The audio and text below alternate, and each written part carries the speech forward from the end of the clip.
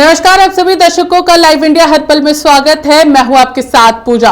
देश में लोकसभा चुनाव की सरगर्मी बढ़ गई है। तमाम पार्टियों के नेता तैयारियों में लग गए हैं। 31 अगस्त को मुंबई बैठक के दूसरे दिन इंडिया पार्टी में जुड़े सभी 28 दलों के नेताओं को संबोधित करते हुए कांग्रेस के नेता राहुल गांधी ने कहा है कि अगले लोकसभा चुनाव में बीजेपी का आना मुश्किल ही नहीं, नामुमकिन है। सुनिए राहुल गांधी।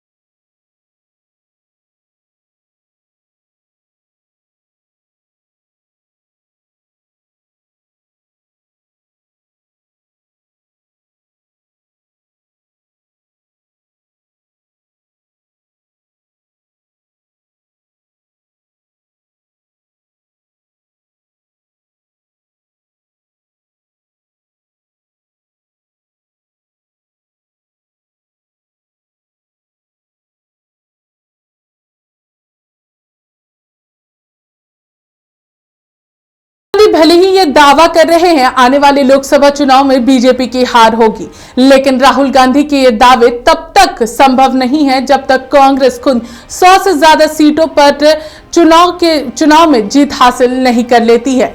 इसलिए इस नए गठबंधन से कांग्रेस को विशेष फायदा होता हुआ नहीं दिख रहा है, क्योंकि सत्ता और सियासत आंकड़ों के खेल पर ही टिका हुआ है।